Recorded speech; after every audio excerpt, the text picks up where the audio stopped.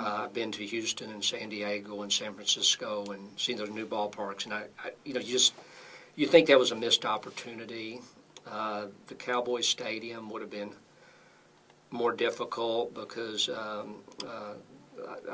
when I was in Arlington, met with Jerry Jones and his people. I was an assistant city manager, and what Jerry Jones wanted was to maximize his revenues, and so he wanted the stadium that he built, but he also wanted to control as much of the other property around it so he could get the parking revenues and ultimately build hotels. And I don't know if the city of Dallas could have made a deal with Jerry Jones. They should have tried, and maybe they could, but well, speaking of Laura Miller, I guess we're talking about Jerry Jones at the stadium. We won't talk about her as much, but I noticed, I think it was on the Mark Davis interview, that you said you weren't even thinking about running for mayor until January 31st. Right.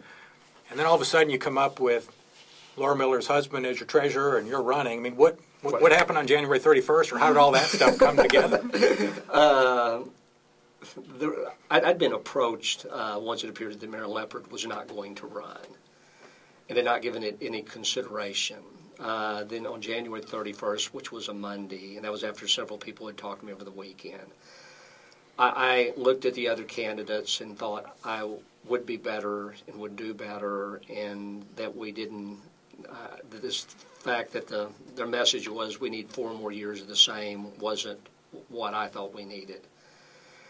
And so I decided to run on that 31st after making a few phone calls, and most of which were people who've been around me and had the most to do, not with whether I could get elected or not, because that will happen or not happen, but whether I could be successful, and particularly successful working with the council to reach a consensus.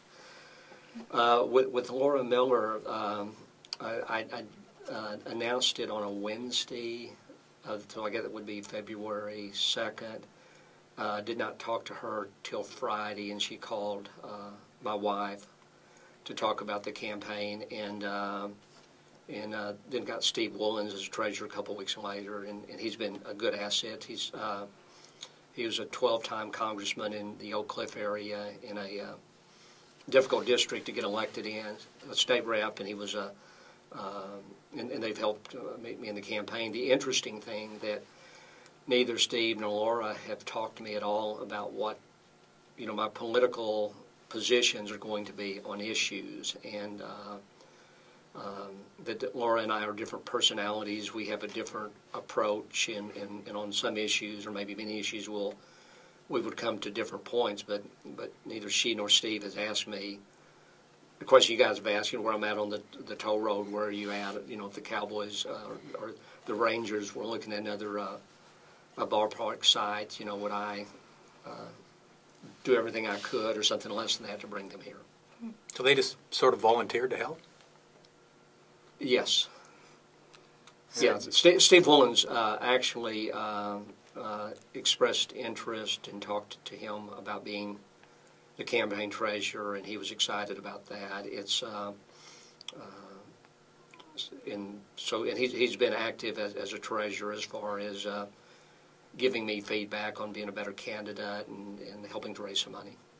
Is that their role, is to help you raise the money then? Or? Probably more of that than, we have not talked about platforms or where I'm out on issues a single time. It's, Steve has wanted me to be a good candidate, and I've never thought about running for elected office, so it's different in a lot of ways being a police chief.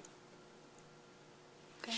So you don't think having a polarizing figure like Laura Miller connected to the campaign, you don't think that would hurt your chances at all?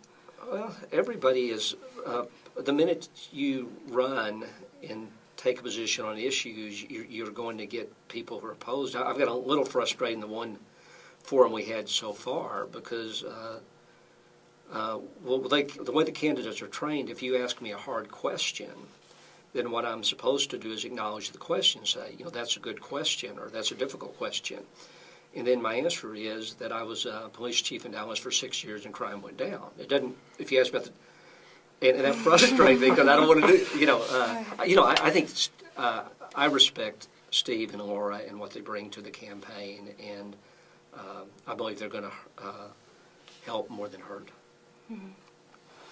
Well, we wanted to ask you about something you were quoted as saying in the Dallas Morning News back in May when you were asked what you won't miss about being the chief of police. And you said, "What I'm not going to miss at all is being a public person. I was a guy who was so shy in high school, in school, that even something as simple as when they called roll and you had to say here, I would get anxious when it got to me. I would have never run for any kind of office in school because I couldn't have imagined making a single announcement on the PA." That was all true. I actually brought my prop now, and I'll use it. Okay. The book Good to Great, which is one of the most popular management books ever, they talk about, based on the research they did, that the most important thing they found with successful companies was leadership. But the leadership didn't look the way that they thought it would.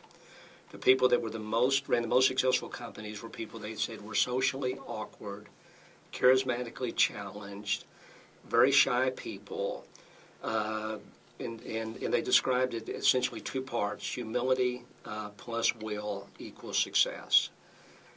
And I believe that I'll be successful as a mayor. I came into 3 difficult police chief's jobs in every place I was, both Grand Prairie, Arlington, and then Dallas.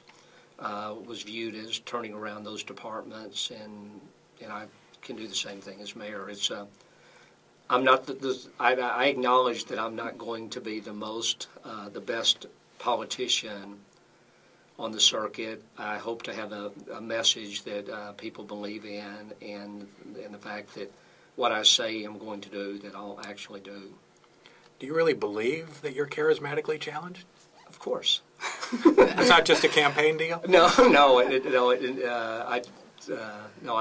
always known that I was socially awkward.